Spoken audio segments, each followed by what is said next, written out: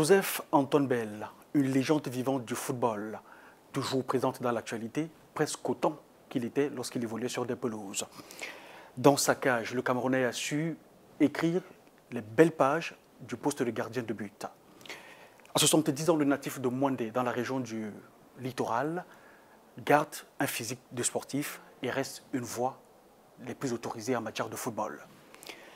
À l'occasion de la célébration du 70e anniversaire, Joseph Antoine Bell nous accorde une interview exclusive. Joseph Antoine Bell, bienvenue sur Africa 24. Bonjour, bonjour Christian, bonjour à tous. Comment vous sentez-vous à 70 ans? Je me sens plutôt bien, je me sens très bien, mais je ne me pose pas la question parce que je ne vois pas pourquoi je devrais me la poser maintenant alors que je ne me la posais pas avant. Donc je vis naturellement. Ah ouais. Et comment se célèbre justement ce 70e anniversaire? En fait, je ne suis pas un type qui était habitué à fêter ses anniversaires, je ne le faisais pas beaucoup. Du temps où j'étais footballeur professionnel, c'était même très simple. Il y avait une règle qui faisait que le jour de l'anniversaire, on apportait du champagne au vestiaire. Si ça tombe un jour d'entraînement, après l'entraînement, donc ça me suffisait. Mais en dehors de ça, j'en ai pas fêté beaucoup. J'en ai eu un, c'était le 50e, organisé par Madame Bell, mais qui était un anniversaire surprise.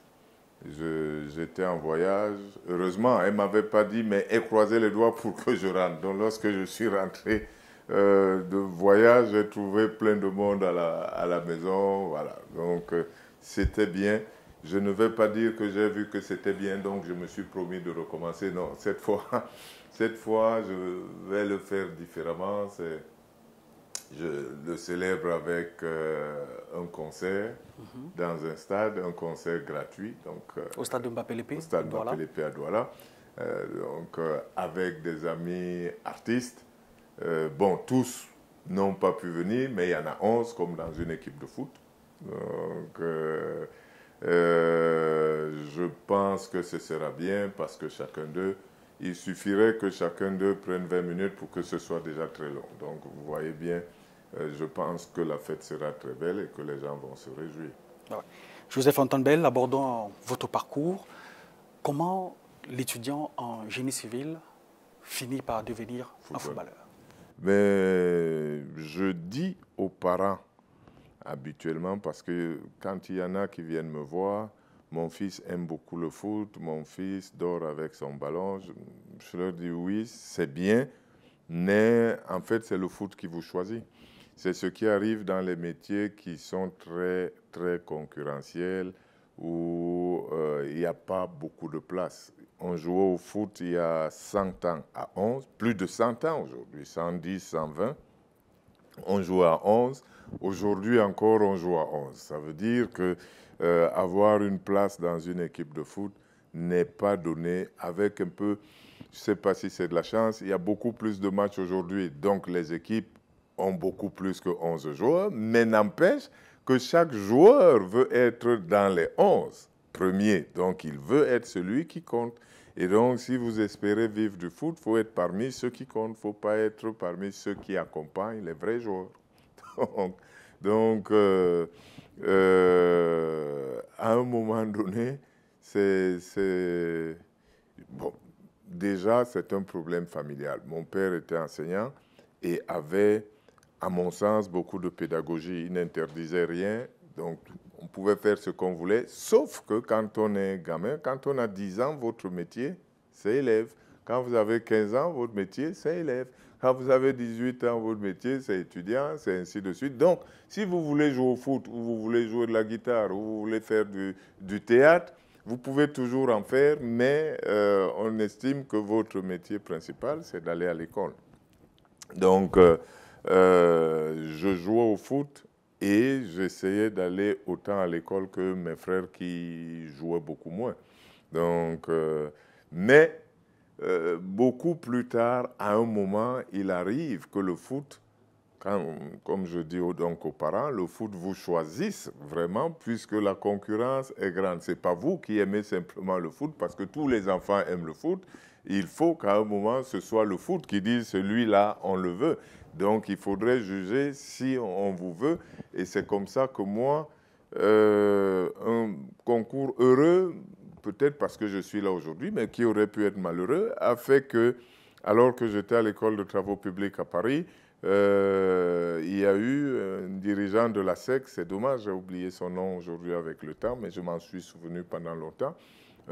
Pour moi, un inconnu qui débarque et qui me retrouve à Paris pour venir me proposer d'aller jouer à la SEC d'Abidjan. Vraiment quelque chose à laquelle personne ne pouvait penser, c'était un peu fou. Je lui ai répondu que j'étais prêt à aller à la SEC, mais à condition qu'il y ait l'école de travaux publics et que je puisse continuer mes études de travaux publics.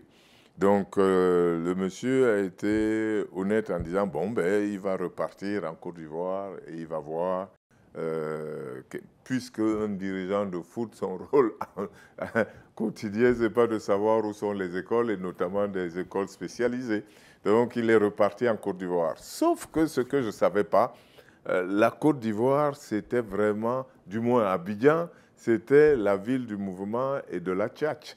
En ce sens que ce monsieur, quand il est reparti, avant qu'il ne revienne, c'est quelqu'un d'autre qui a débarqué et qui m'appelle, lui aussi, et qui s'appelait Simplice Zinsou, qui lui m'appelle, veut absolument dîner avec moi, et très avenant, qui devine que je peux avoir une fiancée. Je rentrais d'ailleurs d'un stage au nord de Paris.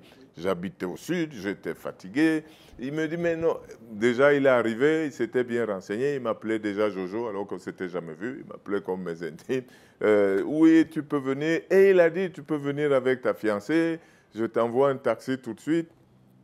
Voilà, finalement, comme il passait par un ami qui était journaliste, Ibrahim Soumaré, qui avait Jeux d'Afrique dans le temps. Bon, nous sommes allés, Félicité et moi, on a passé une agréable soirée et il a été plutôt séduisant sur tous les plans, surtout sur le plan intellectuel, puisqu'il n'a pas dit il faut venir jouer à l'Africa. Il a dit, moi, ce que je te propose, tu ne connais pas Abidjan, donc viens à Abidjan faire un tour pour voir. Et moi, je m'occupe de l'école de travaux publics. Et voilà, si tout ça concorde, si nous avons un match précisément contre la SEC, c'était ce qu'ils appelaient la finale de la Coupe Houphouët-Boigny, qui était entre le champion et le vainqueur de la Coupe, bon, qui se jouait toujours à la même date, je crois. Et ils l'ont baptisé Coupe Houphouët-Boigny. Viens voir comment ça se passe, comme ça tu jugeras, et la ville, et le jeu, et moi je m'occupe de trouver l'école.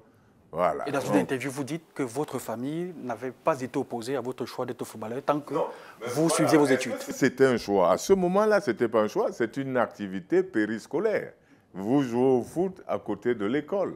Donc, moi, le meilleur souvenir que j'ai de mon père, c'est précisément le fait que, étant enseignant, directeur d'école, à la sortie des classes, je ne lui demandais pas la permission pour jouer au foot, mais j'ai bien remarqué, sans parler, ce qu'il faisait. C'est-à-dire qu'à la sortie, tout le monde rentre, mais les joueurs de foot, eux, ils restent et ils jouent dans la cour jusqu'à la nuit tombée. Et lui, ce qu'il faisait, c'est au lieu de me demander de rentrer parce que la nuit risquait de tomber, il restait dans sa classe et en profitait pour corriger les cahiers et préparer la journée suivante. Et comme ça, à la fin du petit match de foot, lui aussi serait là pour me ramener dans la nuit, au lieu de dire, comme tous les parents auraient dit, tu ne vas pas rentrer dans la nuit, donc rentre à 17h.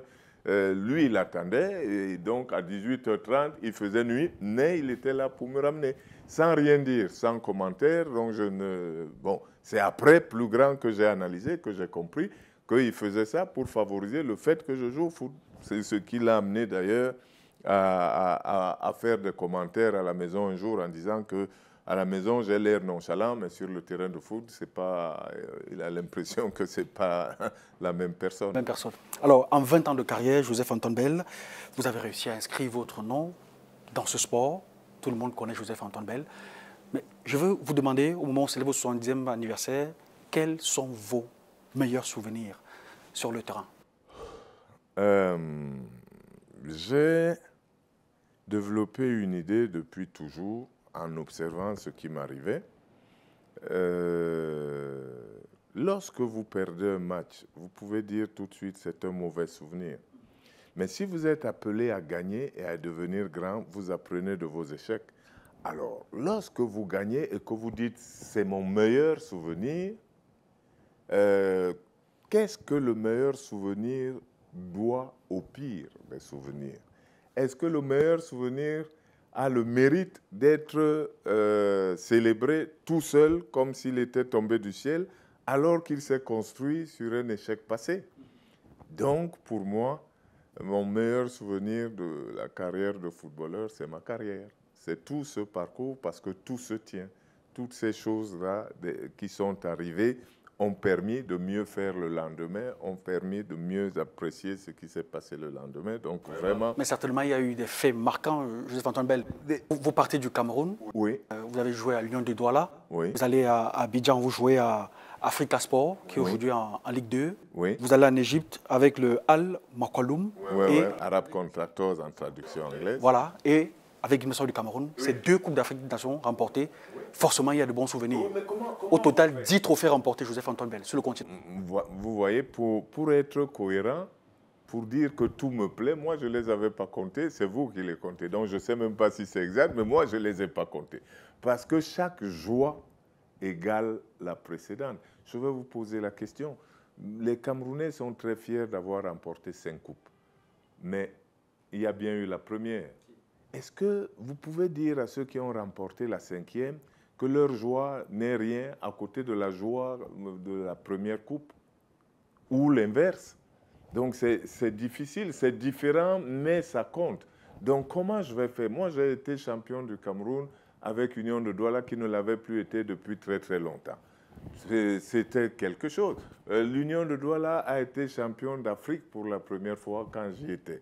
Vous faites comment pour dire, si c'est un très bon souvenir, comment vous faites lorsque vous arrivez à Arab Contractors, qui est une équipe d'entreprise, donc qui n'a pas de soutien populaire en Égypte, mais qui arrive à attirer la sympathie parce qu'ils ont un gardien qui est extraordinaire, qui ne ressemble pas aux autres, et qu'ils sont champions d'Égypte et champions d'Afrique, quelque chose qui ne leur est plus arrivé ensuite, quelque chose dont personne ne rêvait pour eux parce qu'ils ne sont pas ancrés dans le milieu populaire. Les 2 clubs populaires d'Égypte sont le Al Ahly, le National, et le Zamalek. Voilà, qui ont une histoire. Les autres ont été faits pour imiter le National et le Zamalek. Bon, mais vous arrivez et vous gagnez avec ce club-là. Les Égyptiens tombent amoureux. Vous allez dire quoi? C'est un bon ou pas un assez bon souvenir? C'est trop grand, c'est trop merveilleux. Donc pour moi, c'est vraiment l'ensemble de ma carrière. Et puis, l'Égypte, le pays des pyramides, bon, donc les pharaons, vous apprenez tout ça. Non.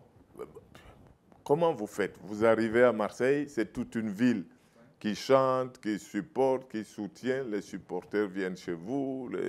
Donc, aujourd'hui, encore, vous vous rendez compte, je ne sais pas combien d'années ça fait, c'est vous qui comptez, 40 ans plus tard, je suis encore invité à Marseille. Donc, vous pouvez... Comment je fais pour dire que mon meilleur souvenir, c'est seulement quand j'ai débuté à Éclair de Douala ou parce que j'ai joué avec le grand Bapelépé, c'est ça le meilleur souvenir? Non, tout ça vraiment fait partie de ce qui me rend fier du parcours, heureux du parcours que j'ai eu. Ok. En 81, vous êtes joueur de Africa Sport d'Abidjan. Youssouf Fofana, lui, oui. Il est joueur de l'ASEC oui. Mimosa. Oui. Voilà, Youssouf Fofana vous adresse un petit message à l'occasion de votre anniversaire. On écoute rapidement et on revient. Voilà. Je souhaite bon anniversaire à mon grand frère Bell pour ses 70 ans. Je lui souhaite surtout la santé à lui et sa famille. Oui. Youssouf était un joueur extraordinaire. Vous entendez dire mon grand frère, c'est vrai. J'étais grand frère et lui, je l'ai vu justement débuter à la SEC. C'était une épée, tellement il allait vite. Et il n'a pas fait long feu en Côte d'Ivoire, il est allé à Cannes. On l'a recruté tout de suite parce qu'il était effectivement un jeune joueur très, très prometteur avec une vivacité incroyable et un pied gauche dévastateur. C'était très, très, très bon joueur et un gentil garçon. Vous êtes 3 fois meilleur gardien du championnat français, 1986, 1987 et 1988. La première fois qu'un gardien africain réussit un tel exploit sur le sol il fallait déjà qu'il y arrive, il n'y en avait pas avant. Donc j'étais pionnier. Voilà, quand vous parlez de souvenirs, lorsque j'arrive en France, par exemple, les Français, les Blancs, il faut dire les choses comme elles sont, les Blancs pensent qu'un Africain, un Noir, ne peut pas être gardien de but. Ils ont des préjugés. Le poste de gardien de but est très technique, donc ils pensent que l'Africain ne peut pas. Le poste de gardien de but est un poste de haute responsabilité. Ils estiment que l'Africain ne mérite pas qu'on lui fasse confiance. Le poste de gardien de but est un poste de commandement. L'Africain n'a pas les aptitudes pour commander. Le poste de gardien de but... Ça se disait avant. Oui, clairement. Non, c'était clairement. Donc, le poste de gardien de but a besoin de beaucoup de concentration et un Noir ne peut pas se concentrer sur 90 minutes. Donc, c'était dit clairement. Donc, quand je suis arrivé, c'était la curiosité et j'étais la curiosité en réalité en tout. D'abord, j'ai débarqué avec un style vestimentaire, je joue en pantalon. Voilà, quel que soit... Une marque de Joseph-Antoine Bell, qui est mondialement reconnue. Voilà, donc je joue en pantalon, donc ça se remarquait tout de suite. Bon, un gardien de but noir, ça se remarquait tout de suite, il n'y en avait nulle part.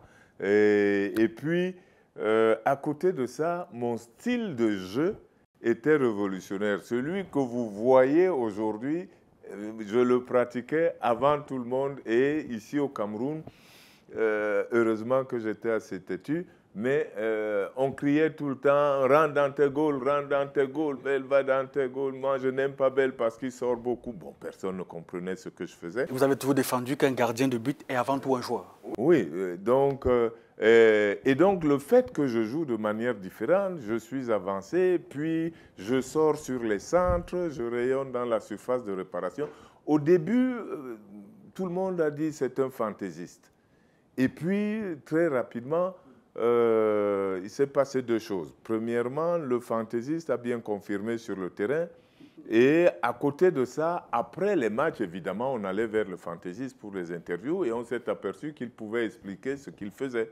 Et c'est là que je pense que Dieu existe. Il nous a fait pareil parce que les mêmes gens qui avaient des préjugés n'ont pas eu du mal à se débarrasser de leurs préjugés et à accepter, donc, en commençant par sur la profession, parce que le meilleur gardien en question, faut rappeler que les Oscars du football français ont été créés en 86. Oui, la même année, vous êtes sacré pour la première fois. Voilà, donc le tout premier Oscar jamais distribué du football français était remis à Joseph-Antoine Bell.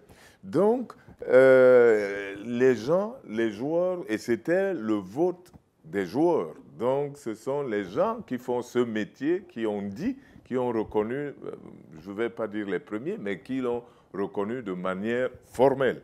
Les journalistes et les autres, bon, se laissaient convaincre par ce qui se passait sur le terrain. Donc, oui, ça aussi, c'est un merveilleux souvenir. Je me souviendrai toujours que la presse sert à quelque chose parce que il s'était passé que, pour ne pas faire de publicité, en France venait de naître une chaîne appelée Canal+, dédiée au sport. Et cette chaîne avait comme chef de service des sports un certain Charles Bietri, qui avait besoin, qui était un bon journaliste et qui avait besoin d'émissions et d'angles pour intéresser le public à mieux voir le foot. Donc, il était venu me trouver à Marseille pour faire une interview spéciale. Et il m'a dit, voilà, Jo, moi, je suis un ancien mauvais gardien.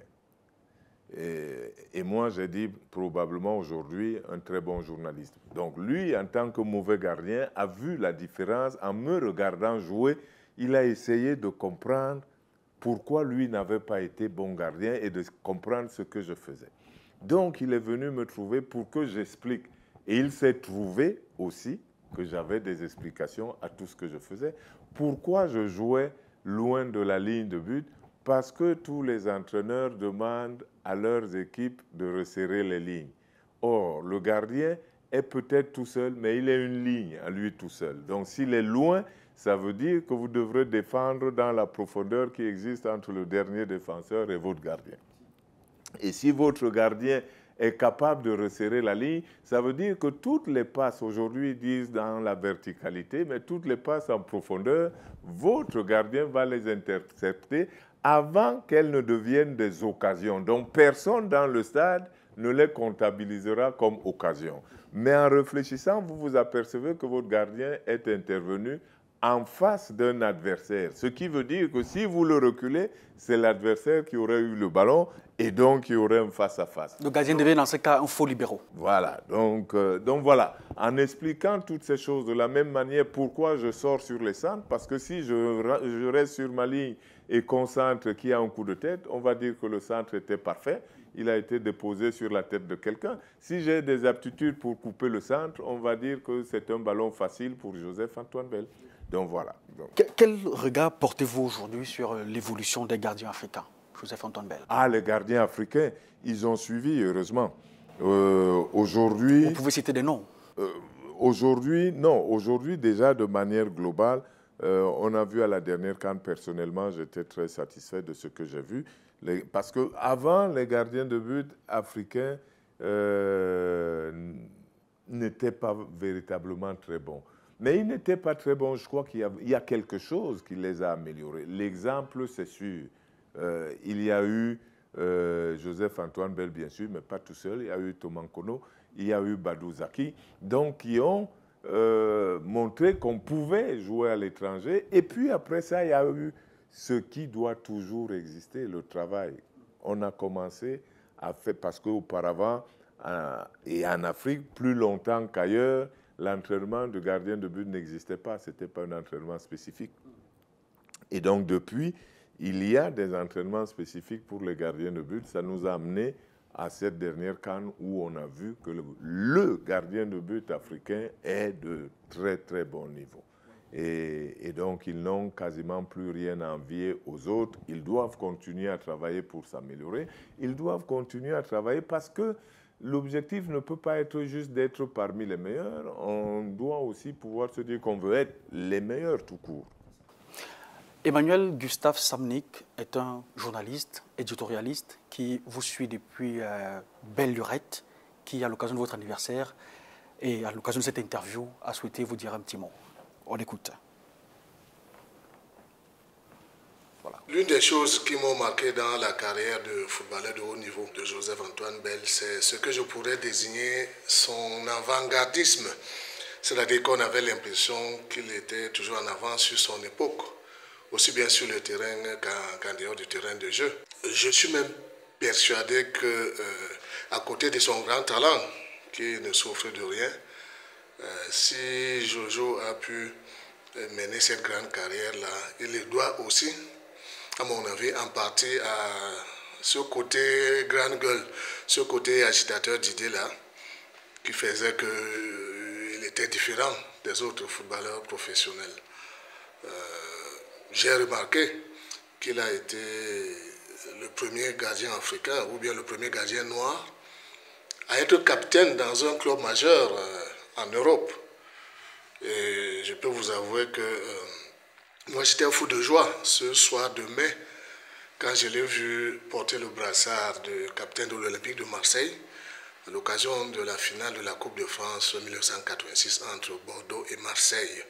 C'était le premier match diffusé en direct par la jeune télévision camerounaise, CTV, devenu plus tard CATV. Et moi qui suis fan absolu de Paris Saint-Germain, ce soir-là, j'étais un grand supporter de l'Olympique de Marseille, en voyant notre compatriote non seulement défendre les buts de Marseille, mais porter le brassard de ce club historique-là. Malheureusement, cette finale a été perdue par Marseille et remportée par les Girondins de Bordeaux. Maintenant, j'aimerais poser cette question à Jojo. Quel est le regard que tu jettes sur l'évolution du poste de gardien de but aujourd'hui? Gardien de but à qui on demande d'être aussi bon dans le jeu au pied.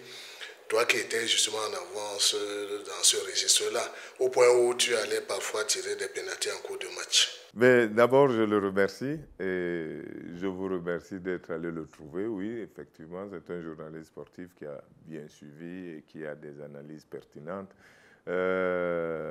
Ce qu'il faut savoir, c'est que nous, souvent, en Afrique, nous dormons parce que la nature nous a gâtés.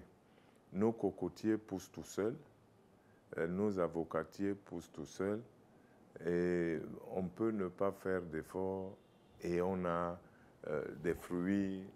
Les autres ont appris à réfléchir pour devancer, pour créer les choses. Et donc, du coup, comme je dis tout à l'heure, j'arrive en France, là où au Cameroun, je n'ai reçu que des colibés, que des reproches, parce que je ne ressemblais pas à tout le monde. Arrivé en France, on a essayé de comprendre pourquoi je ne ressemblais pas à tout le monde. Est-ce que c'était le fait du hasard? Est-ce que je pouvais expliquer ce que je faisais? Est-ce qu'il y a une idée derrière ce que je fais? Eh bien, il faudrait savoir que l'évolution d'aujourd'hui, quelque part, est aussi une partie de moi. En 1900, après la Coupe du Monde de 1990, la FIFA, qui est une très grande organisation, et les très grandes organisations ne se sabordent pas. La vérité est que la Coupe du Monde de 90 n'a pas été aussi belle qu'on l'a vendue. Le Cameroun, qui était un petit poucet qui allait loin, a sauvé la Coupe du Monde sur ce plan-là, parce que sur le plan marketing, ça a permis de braquer les feux sur un pays inattendu pour tromper tout le monde. Mais la Coupe du Monde de 90 a beaucoup inquiété et alerté la FIFA. Au sortir de cette Coupe du Monde, la FIFA a décidé de créer la Task Force 2000. Et qu'est-ce qui se passait en réalité? En 90, le football était devenu très négatif. On ne marquait pas de but. On ne faisait que défendre, on avait le droit de mettre des coups, on utilisait tous les vices pour ne pas jouer finalement. Et parmi les vices qu'on utilisait, le règlement qu'on invoquait pour pouvoir détruire le jeu, il y avait le gardien de but. Avec le fait que quand on lui passait le ballon, il le prenait, il gardait, il roulait dans toute sa surface autant qu'il voulait. Donc le gardien de but, en réalité, était un point négatif, quelqu'un qui empêchait qu'on joue. On lui donnait le ballon pour ne pas jouer. La FIFA, qui travaille, a donc décidé de réformer le foot à ce moment-là, pour lutter contre la violence, pour augmenter le niveau de créativité, pour protéger les créateurs et pour accélérer le jeu et essayer de se rapprocher le plus possible des 90 minutes. Par honnêteté, on dit en business que le bon business, c'est quand tout le monde est gagnant. Or, on avait constaté que pour un match de 90 minutes, annoncé 90 minutes, on jouait à peu près 40 minutes. Donc la FIFA a eu l'honnêteté de dire que ça veut dire qu'on vole nos spectateurs. On vole le téléspectateur parce qu'on ne joue pas assez longtemps. Qu'est-ce qu'il faut faire? Il faut donc que le ballon reste le plus longtemps en jeu. Il faut que les créateurs soient protégés. Il faut que les occasions de but soient valorisées. Et c'est comme ça que cette commission, cette task force, va réfléchir. Et cette task force, donc la FIFA, va m'y associer.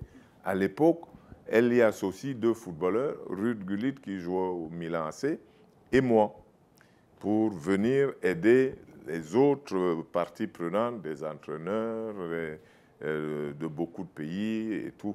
Et donc, on va arriver à ce qu'on a appelé en 93 les nouvelles règles. Les nouvelles règles qui étaient que quand un joueur va au but et que vous faites faute sur lui, vous avez annulé une occasion de but, vous prenez un carton rouge direct. Si vous taclez par derrière, étant donné qu'en plus le tacle par derrière est lâche, puisque votre adversaire ne vous voit pas, vous risquez de le blesser.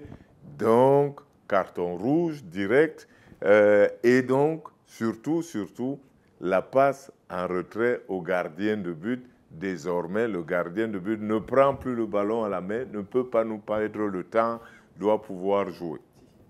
Et ma présence a donc permis non seulement d'adopter cela, mais de dire que c'est faisable, première chose, de dire qu'on n'est pas en train d'enlever des privilèges aux gardiens de but, on est en train de l'intégrer au jeu, il sera désormais footballeur parce qu'il doit jouer des pieds comme tous les autres et il ne sera plus le type qui est maladroit aux pieds. Et à l'époque, j'avais fait le pari en leur disant, les jeunes qui vont commencer à jouer au foot désormais joueront avec les nouvelles règles. Donc, les gardiens de but sont les futurs meilleurs joueurs de leurs équipes parce qu'ils seront ceux qui pourront jouer des deux pieds indifféremment parce que, étant donné qu'ils sont premiers et derniers, quand on leur donne le ballon, il ne faut pas qu'ils cherchent leurs pieds. Donc, ils vont s'entraîner depuis tout petit à jouer des deux pieds et à l'avenir, vous ne verrez plus les maladresses de gardiens de but auxquelles on va assister dès qu'on promulgue la nouvelle règle. Donc, voilà comment je peux répondre à cette question d'Emmanuel Gustave Samni. Voilà. C'est la preuve en tout cas que vous avez révolutionné le poste de gardien de but en tant que joueur et même après votre carrière. Je vous suggère que nous prenions une courte respiration et nous reviendrons juste après pour parler de la gestion actuelle du football camerounais, mais aussi de vos nouvelles responsabilités de président du comité d'orientation de l'Office national des infrastructures sportives, ONIES. À tout à l'heure, Joseph-Antoine Bell.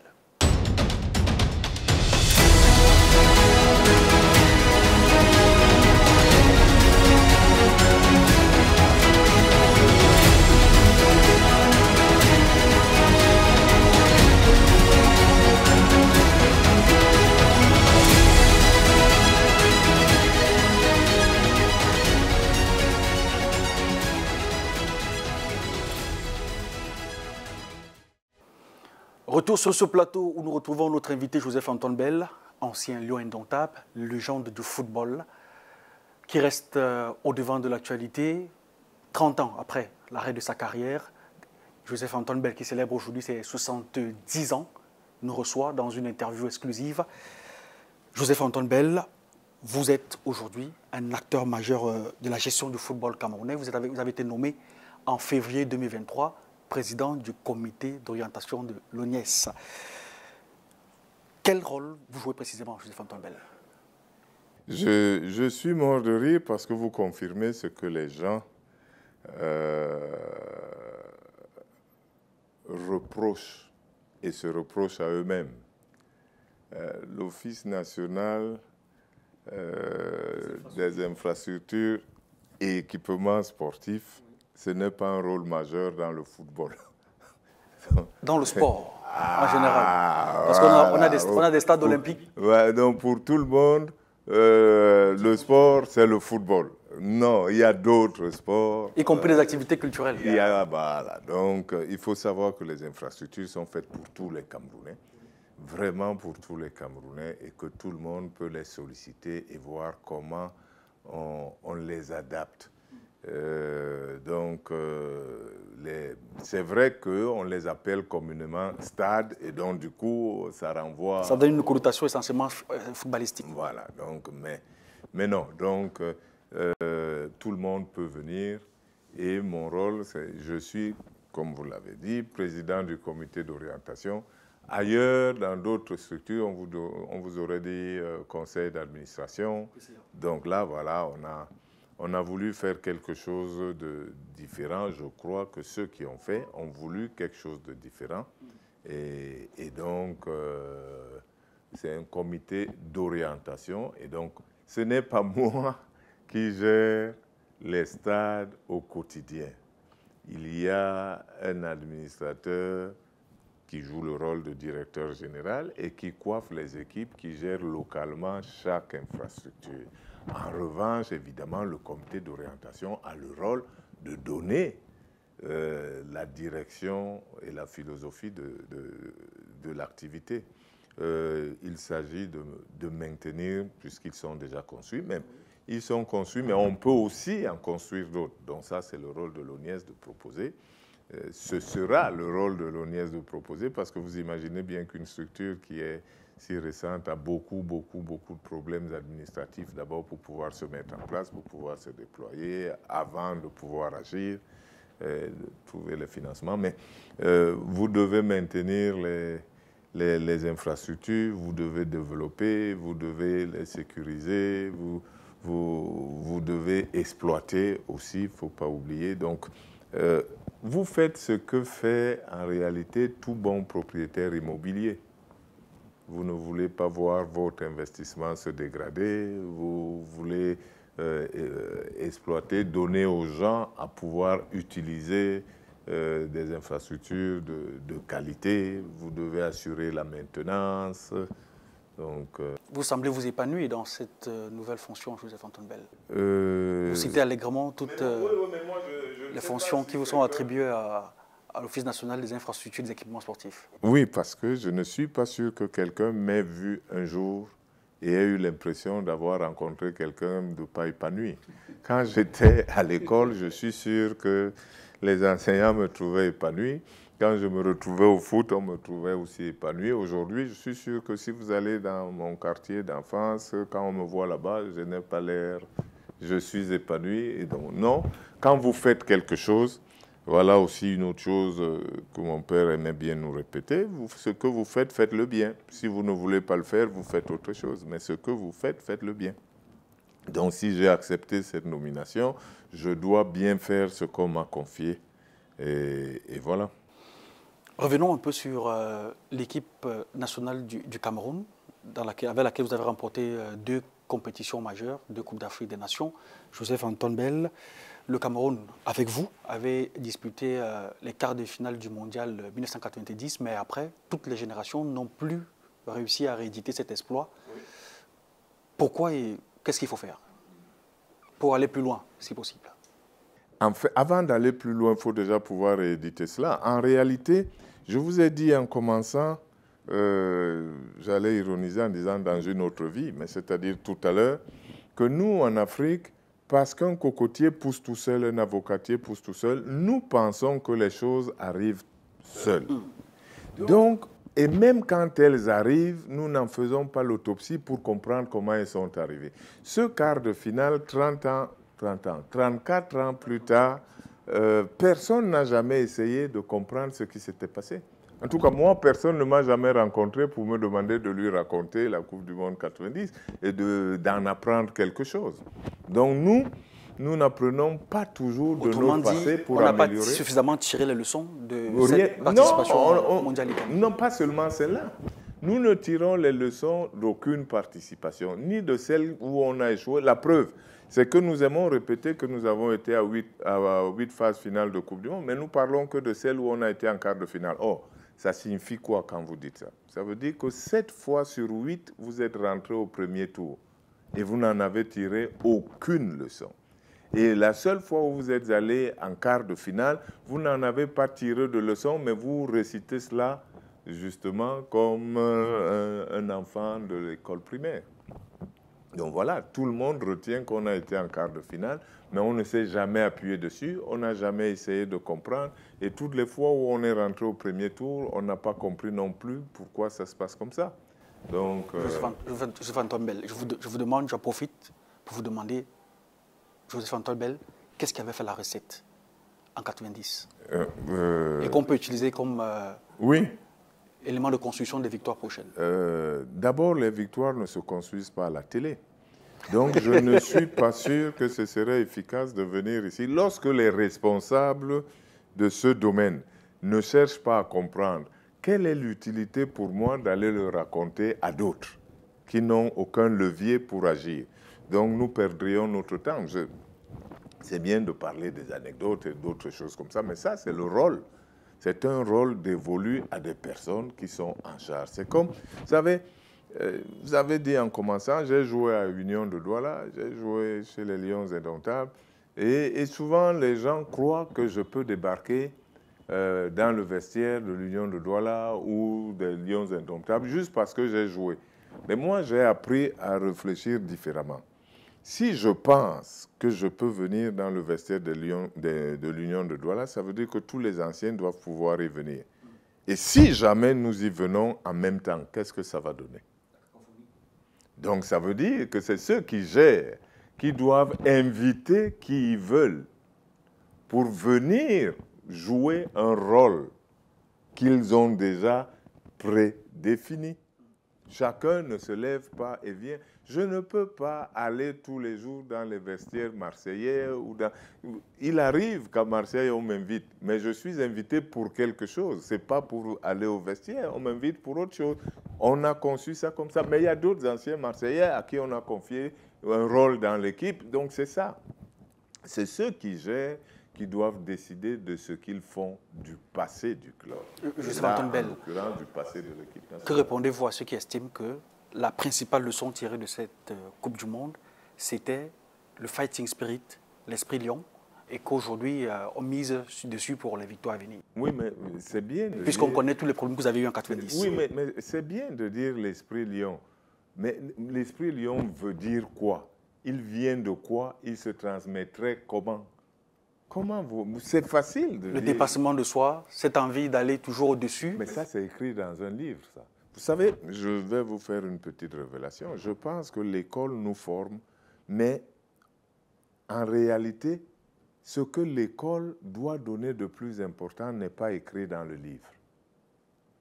Et quand ça, là, n'existe pas, les livres ne servent à rien. Ça vous donne tous ces gens qui viennent, qui bavardent et tout, et qui n'ont pas de profondeur. Donc voilà. Donc oui, on a le fighting spirit, ça se transmet comment, ça s'applique comment. Vous savez, le boxeur qui perd un combat, ce n'est pas parce qu'il ne voulait pas boxer, sinon il ne serait pas venu là prendre des coups. Donc ce n'est pas le fighting spirit qui lui manque. Donc il ne faut pas commencer à raconter des choses comme si... Parce que j'entends souvent, ah, ça c'est un match décisif, on doit le gagner. Oui, mais comment le gagner? Donc de dire, ah, on ne peut pas le perdre. Ça, c'est pas... De la même manière, quand on vient, on trouve des joueurs à la mi-temps et qu'on leur dit, allez les gars, il faut marquer des buts. Oui, mais bien sûr, il faut marquer des buts. Mais comment on fait pour les marquer? Laissons les Lions Indomptables, Joseph-Antoine Bell, pour revenir sur le plan général, le plan africain. Avec ce football africain qui a touché un nouveau sommet au niveau de la Coupe du Monde de 2022, avec le Maroc qui est désormais la première équipe africaine à disputer les demi-finales. Joseph-Antoine Bell, je vous demanderai de façon générale, est-ce que les défis du football africain hier sont les mêmes aujourd'hui? Mais d'abord, vous avez toujours le défi d'aller vers les sommets et d'arriver au sommet. Donc, le football africain fait face à un défi naturel qui est celui de la professionnalisation. La professionnalisation étant entendue comme l'excellence, comme la qualité. Donc, il faut réfléchir. Et ce n'est pas un hasard si ce sont les Marocains qui sont arrivés en demi-finale, parce que ça fait des années qu'ils travaillent et qu'ils travaillent sérieusement. Et c'est plutôt justice s'ils ont pu atteindre les demi-finales d'une Coupe du Monde. Il faudrait que, malheureusement, comme je l'ai déjà dit, nous, on n'avait pas réellement réfléchi, ni avant ni après. Et donc, notre quart de finale n'a pas produit grand-chose. On a été en quart de finale et c'est tout. Autrement dit, aujourd'hui, tout le monde devrait se mettre à l'école du Maroc? Non, c'est l'école du travail. Et le travail, en réalité, en football comme ailleurs d'ailleurs, le travail, c'est se demander où on en est, que font les autres, où est-ce que nous voulons aller, que font ceux qui réussissent, et donc avec qui on va pouvoir aller dans cette direction. Jules Daigneault Nana a été votre coéquipier en sélection nationale. Lui également a bien voulu vous dire un petit mot à l'occasion de ses 70 ans, Joseph-Antoine Bell. Je vous suggère d'écouter Jules Denis Onana et on se retrouve juste après. Bonjour, Jo. Bon, je vais dire droit au but. Est-ce que tu as souvenir de notre premier match? Moi, je me rappelle très bien, c'était le match Cameroun-Tunisie en éliminatoire de Coupe du Monde de 1990 à Yaoundé. J'avais été un peu perturbé par ta façon de jouer. Très, très offensif comme gardien, un gardien libéraux. Bon, ça m'a vraiment perturbé. Mais c'était une façon avant-gardiste de jouer. Beaucoup de critiques à l'époque, mais maintenant l'évolution du football te donne raison, parce que tous les gardiens jouent un peu comme toi. De ta cage, tu vois tout, tu analyses, tu commentes, tu anticipes, et généralement le temps te donne raison. Ma question est toute simple. N'es-tu pas fatigué d'avoir raison dans ce monde où les gens se posent tellement de questions? Allez, bon anniversaire, grand frère. Joseph-Antoine Bell, n'êtes-vous pas fatigué d'avoir tout le temps? Ouais. Oh, mais non, mais Jules Denis, je suis mort de rire. Parce que il ne m'avait jamais dit ce qu'il dit là. Et je peux, s'il pense que je dois être fatigué d'avoir raison, voilà un coup qui m'a échappé. Ce qu'il dit est vrai. Moi, je ne connaissais pas Jules Denis Onana. À l'époque, moi, je jouais à Bordeaux.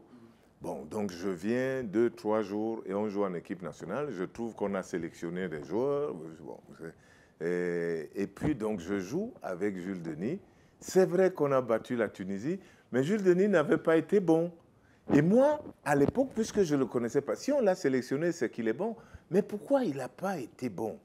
Au point que pour le match retour, on ne pouvait pas le faire jouer. Et évidemment, ça sautait. Heureusement, c'est un garçon honnête. Donc, il comprenait bien qu'il ne pouvait pas jouer le match retour. Et pour le match retour, on s'est préparé différemment. Et aujourd'hui, je comprends, puisqu'après ça, il a pu prouver que... Donc, bon, je m'étais dit que c'était le premier match. Mais là, aujourd'hui, j'ai l'explication. C'est que oui, il avait été perturbé. Et en parlant de perturbé, oui, mais j'ai une anecdote superbe. Quand j'arrive en France, quand je suis encore étudiant, je joue au Racing avec Jean-Michel Larquet, qui était l'ancien capitaine de Saint-Étienne, qui est en fin de carrière et qui joue donc dans cette équipe Racing qui est en 3e division. Et moi, je veux une équipe de 3e division parce que je veux continuer à aller à l'école en disant, bon, comme ça, je peux concilier les deux. On va jouer un match amical à Reims. Et je sors comme ça, loin de mes buts, à 30 mètres pour jouer au pied, et l'arbitre paniqué siffle. Bon, il n'avait jamais vu ça. Donc, il siffle, et Larquet, qui lui était déjà venu au Cameroun 2 fois, avec Paris Saint-Germain et avec la Saint-Étienne. Donc, Larquet, qui est là un ancien pro qui doit donner l'examen, lui aussi perd ses nerfs, et il tire le ballon en direction de l'arbitre. Et comme il était justement précisément très adroit, il a frappé sur l'arbitre. Donc il a été expulsé parce que lui, c'était parce qu'il ne comprenait pas que l'arbitre ne comprenne pas que le gardien a le droit de jouer au pied quand il sort de ses buts. Mais l'arbitre, lui, il avait été totalement perturbé. Donc je comprends que Jules Denis ait été perturbé par son gardien et qu'il n'ait pas fait un bon match, même si on a gagné le match. Ah oui, il finit en disant, est-ce que Joseph-Antoine Bell sera fatigué un jour d'avoir raison? Et ça me permet de vous poser une question, Jojo. Comment réagissez-vous quand on vous présente comme un footballeur intellectuel? Je laisse les gens dire, mais c'est vrai d'abord que le football, à la base, on aimait bien les considérer, les footballeurs, comme des cancres. Et donc, dès qu'il y en a un qui peut écrire son nom et lire un peu, on est prêt à dire que c'est un intellectuel. Mais ce n'est pas là le problème. Moi, ce qui me choque dans ce milieu, c'est qu'on aime bien dire qu'ils ne sont pas intelligents, ce sont des cancres. Mais quand on en rencontre un qui n'est pas cancre, on ne le favorise pas. On ne favorise pas le dialogue avec lui. On ne fait pas sa promotion. On ne l'aime pas plus. On ne l'apprécie pas plus. Au contraire, on lui met plus d'obstacles. Donc c'est ça qui montre l'hypocrisie des gens. Or, vous ne pouvez pas réussir dans quoi que ce soit si vous n'associez pas la tête. Donc, allez chez le menuisier qui réfléchit avant de commencer à scier son bois sera toujours meilleur que celui qui a déjà coupé et qui dit « Ah mince, c'est trop court. Oh mince, c'est trop long. Oh, voilà, ça ne convient pas. » Celui qui réfléchit, dessine et dit « Il me faut 3 cm ici et 2,5 là avant de commencer. » Donc, appréciez les gens qui vous posent des questions, qui vous posent même peut-être des difficultés intellectuelles parce qu'ils vous amènent à réfléchir. Et pour illustrer cela, lorsque j'ai arrêté ma carrière en France en 1994, le président de la Ligue professionnelle de football, qui était Noël Le Graët, m'a écrit une jolie lettre en me demandant de passer le rencontrer au siège de la Ligue. Et ce qu'il m'a dit en face, c'était... Non seulement il m'avait remercié par la lettre, mais il me l'a répété. Il voulait me remercier de vive voix parce qu'il estime que j'ai beaucoup apporté au football français, parce que mes prises de position posaient des problèmes à la Ligue. Et donc les réunions de la Ligue se terminaient toujours en disant « Si nous publions ceci, que va dire Joseph-Antoine Bell ?» Donc, on est obligé de réfléchir et de se dire que quand on veut modifier un règlement, quand on veut toucher à quelque chose de public, on a un footballeur qui va nous répondre, qui va dire. Donc, il faut en tenir compte. Ça nous a amené à réfléchir. Et à l'époque, il m'avait dit, bon, je parie que vous allez rentrer chez vous. Si vous rentrez chez vous, que vous prenez des fonctions, si vous avez besoin de nous, on sera là pour vous aider. Évidemment, je n'ai jamais pris de fonction chez nous. Ah. Et l'appellation ou le qualificatif, le footballeur intellectuel, a été magnifié en avril 2024 lorsque vous êtes élevé au grade de docteur honoris causa du côté de Conakry. Oui. Qu'est-ce que cela symbolise pour vous, vous qu'on désigne le footballeur intellectuel? Justement, en y allant, honnêtement, j'ai joué à Conakry avec Arab Contractors et j'ai gagné. J'ai joué à Conakry avec les Lions, j'ai perdu, mais j'ai aussi gagné pour aller en Coupe du Monde, je crois, 94. Je pensais que ces gens-là parleraient de ces matchs qui seraient plus la raison pour laquelle on m'invitait là-bas. J'ai été plutôt surpris parce que ces professeurs d'université ont dit leur présentation avait été effectivement beaucoup plus, pour ne pas dire exclusivement, sur ce que j'ai dit que sur les ballons que j'ai arrêtés. Et donc, leur titre m'a fait d'autant plus plaisir que je répondais aux journalistes marseillais à l'époque qui me demandaient ce que je voulais qu'on retienne de moi quand je ne serais plus à Marseille. Je disais invariablement que je voulais qu'on retienne l'homme, parce que Marseille aurait toujours des gardiens de but et des gens pour attraper les ballons.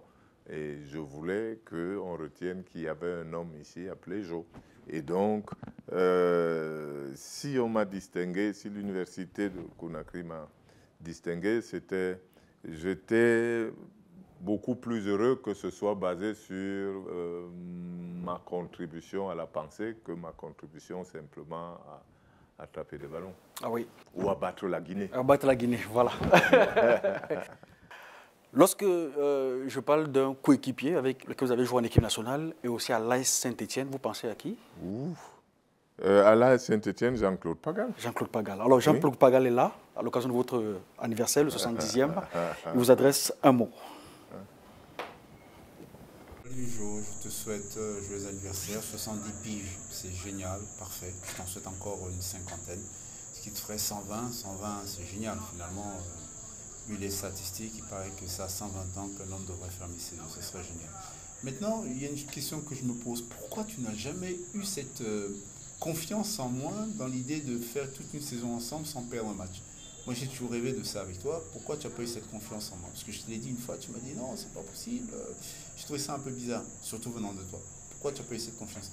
Alors que toi, lorsque tu me disais Si ça vient côté droit, prends le premier poteau. Si ça vient côté gauche, prends le premier poteau. Il n'y a aucun souci, je me charge du reste. Et moi, j'ai eu confiance en toi. Je lâchais complètement mon vis-à-vis, simplement parce que j'avais confiance en toi. Et pourquoi tu n'as pas eu confiance en moi à ce moment-là? Je te souhaite encore un joyeux anniversaire. À très bientôt. Jean-Claude Pagal, Ça, c'est du Pagal. Oui, Oui, eu confiance en lui. non, mais il voulait que j'ai confiance en lui en disant qu'on va jouer toute une saison sans perdre de match. Donc voilà en quoi Jean-Claude, je suis quelqu'un de réaliste. Voilà pourquoi je n'avais pas confiance en lui. mais en revanche, il dit quelque chose de vrai. Ils me font plaisir parce que je ne sais pas comment vous les avez choisis, mais vous les avez bien choisis. Jean-Claude Pagal était effectivement avec moi à Saint-Étienne.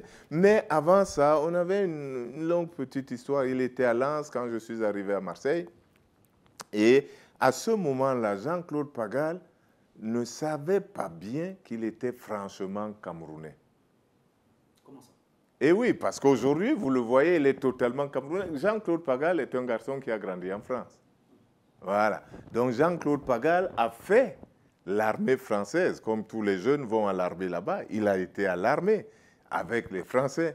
Et donc Jean-Claude Pagal, à ce moment-là, vous savez, pour tout le monde ici, être camerounais, c'est la peau. Non, ce n'est pas la peau, c'est ce que vous avez dans la tête. Donc vous qui avez vos enfants, amenez-les au Cameroun si vous voulez qu'ils soient camerounais. Il ne faut pas leur écrire des lettres pour leur dire qu'ils sont camerounais. Il faut les amener, qu'ils fassent des tours, qu'ils aient le... Donc Jean-Claude, à ce moment-là, n'était pas encore camerounais. Et figurez-vous que Jean-Claude Pagal est Bassa. Et moi, ce que je faisais, quand je rencontrais Lens, c'est que je lui parlais en Bassa et il parlait français. Bon. Puis, avec l'armée, il a eu une expérience qui lui a permis de se rendre compte que, mais mince, au fait, j'ai beau grandir ici avec ses enfants, quand nous marchons, quand on revient de l'armée, les policiers de la frontière me regardent simplement comme noir et me disent que mon rang est là-bas avec les étrangers et mes copains blancs, eux, peuvent passer ici avant de me justifier qu'en fait, voilà. Donc, progressivement, c'est comme ça que je vais convaincre Jean-Claude Pagal de venir en équipe du Cameroun. Et je pense donc que la confiance que Jean-Claude Pagal avait en moi ensuite quand on va se retrouver à Saint-Étienne, c'est que ce parcours-là, quand on se retrouve à Saint-Étienne, il est déjà en équipe nationale du Cameroun et il sait que je dis des choses justes. Et de l'autre côté, oui, bien sûr qu'il voyait mes performances. Donc, il pouvait totalement avoir confiance quand je lui dis « va seulement au premier poteau, ne t'occupe pas de... » Et d'ailleurs, ça me rappelle aussi que ce Jean-Claude, il vous a a toujours écouté, chaque fois vous avez dit... Oui, non, il allait les yeux fermés. D'ailleurs, il a fait une énorme saison à Saint-Étienne où le président, l'entraîneur disait « mais Jo, c'est toi, tu y es pour beaucoup. Jean-Claude, il n'était pas comme ça, mais maintenant, il rayonne. » Jean-Claude, quand on joue précisément à Conakry pour la qualification de la Coupe du Monde de 94, je crois que c'est Ndipakem, Victor, qui est expulsé très tôt vers la 30e minute. Les nouvelles règles viennent d'être mises. Les règles que j'ai contribué à mettre viennent de nous attraper. Il n'a pas fait une faute comme dernier défenseur, expulsé. On va jouer 1h10. Et donc, sur le terrain, tout de suite, j'improvise. C'est moi qui les connais le mieux. Donc, je n'attends pas l'entraîneur et je dis à Jean-Claude, en plus, c'est en première mi-temps. Donc, l'entraîneur n'a pas le temps d'intervenir. Je dis, Jean-Claude, c'est toi qui vas jouer au libéraux. Bon, donc, Jean-Claude nous a bien dépannés. Et ça restera toujours une tâche. Même si on ne doit pas vivre avec des regrets, ça restera une tâche. Parce que Jean-Claude nous a dépanné ce jour, on a gagné 1-0. Au match retour à Yaoundé, il nous a encore dépanné au poste de libéraux, on a gagné. Mais ayant changé d'entraîneur pour aller en Coupe du Monde 94, le nouvel entraîneur ne l'a pas appelé. Et malheureusement, certains pensaient que je jouais un rôle dans ces choses-là. Or, je m'interdisais d'intervenir dans le travail de choix de l'entraîneur, sauf s'il me pose la question. J'interviens dans le domaine tactique, mais je n'interviens pas dans le choix de ces hommes. Et en plus, je n'en ai jamais fait la publicité. Donc, du coup, Quand Jean-Claude ne part pas en Coupe du Monde, c'est très heureux qu'aujourd'hui il parle comme ça, mais je suis sûr qu'il est très amer et il se dit, si Joe avait voulu, on m'aurait appelé. Or, je m'interdisais d'aller m'ingérer dans le travail de l'entraîneur. Non, m'ingérer dans le... J'ai aidé les entraîneurs, mais je ne vais pas aller dire à l'entraîneur, il faut absolument prendre un tel et laisser tel autre. Je peux conseiller un joueur sur son attitude, sur ce qu'il doit faire pour plaire à l'entraîneur. Je peux répondre à la sollicitation de l'entraîneur qui vient me trouver en disant « Jo, comment tu vois ceci ou cela ?» Je lui expliquerai. Mais comme c'est son rôle, je ne vais pas dire « c'est moi qui choisis, c'est moi qui… » Non, c'est lui. Il est venu demander conseil, je lui donne le conseil et je reste discret. Le conseiller ne peut pas être le payeur, il n'est pas en avant. Ce n'est pas parce que tu as conseillé l'entraîneur. S'il réussit, de toute façon, je me suis toujours dit, quand nous gagnons un match, je suis applaudi comme joueur et lui, il est applaudi comme entraîneur. Pourquoi je vais lui enlever pour vouloir être applaudi comme joueur et être applaudi comme l'entraîneur de l'équipe? C'est lui l'entraîneur. Si on gagne, on l'applaudit, on le félicite et je n'ai pas besoin d'aller dire je l'ai aidé, j'ai fait ci. C'est ça. Joseph-Antoine Bell, je dois rappeler que vous portez beaucoup de casquettes aujourd'hui, en dehors de celle de Dr Honoris Causa, qui a été ajoutée il y a quelques jours. Vous êtes aussi autorité traditionnelle, vous êtes un chef.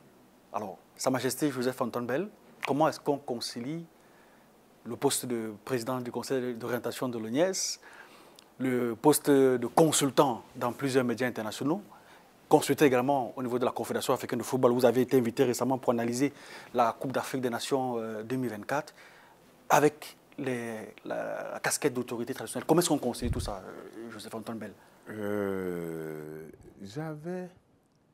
J'avais lu quelque part, je dois avouer que je ne me rappelle pas où, mais que, en fait, lorsque si vous êtes chef quelque part et que vous avez du travail à confier à quelqu'un, confiez-le plutôt à quelqu'un d'occupé.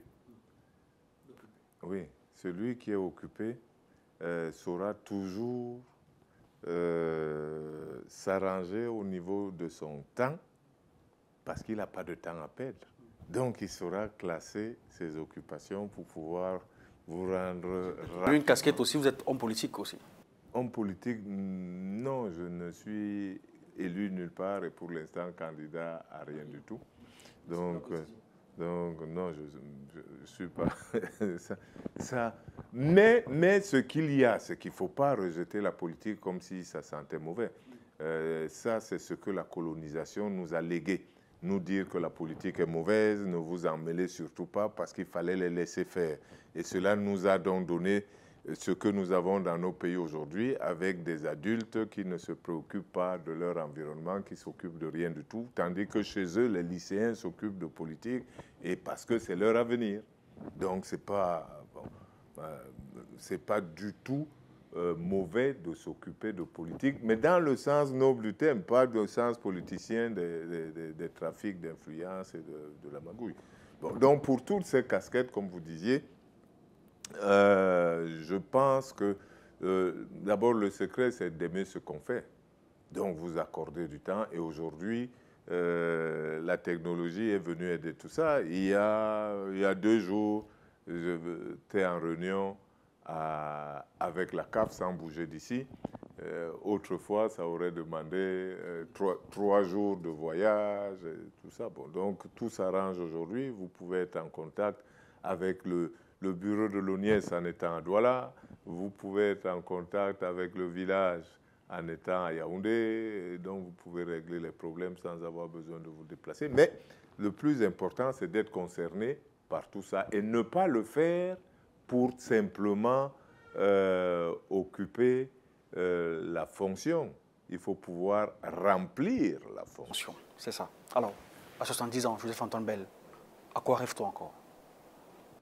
Moi, je sais pas. Je sais simplement qu'il faut bien faire ce qu'on a à faire et qu'en réalité, le plus important est de bien s'occuper du présent. Si vous vous occupez correctement du présent, l'avenir prendra soin de lui-même. c'est comme ça que vous devez savoir que pour faire ce que vous faites, vous le devez à votre passé. Et votre passé, à ce moment-là, était votre présent. Si vous n'aviez pas fait ce que vous aviez à faire, vous ne seriez pas là.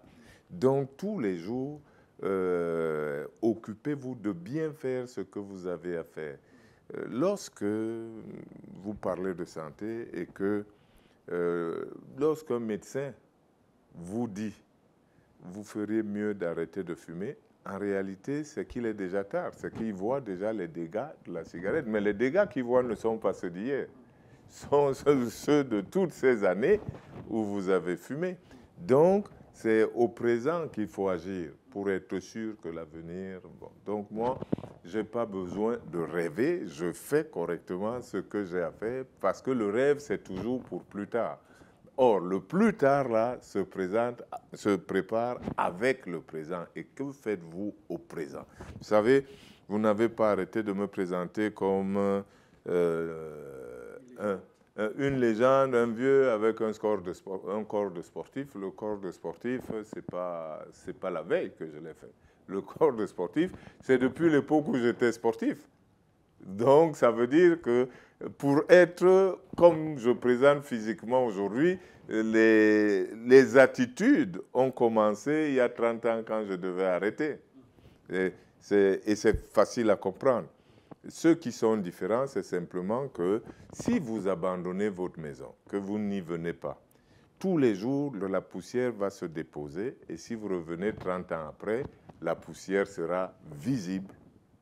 Donc, voilà. Pour sortir de cette interview, Joseph-Antoine Bell, je vous demanderai qu'est-ce que vous voudrez qu'on retienne de vous dans la postérité?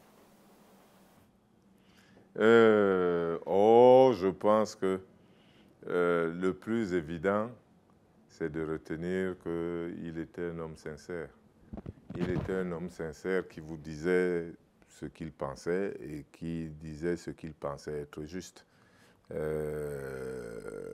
Et je crois que d'essayer d'être juste vous permet de dormir tranquille parce que si vous essayez vraiment d'être juste, vous n'aimerez pas vos enfants en détestant les enfants des autres. Si vous aimez vos enfants, vous serez juste avec les enfants des autres.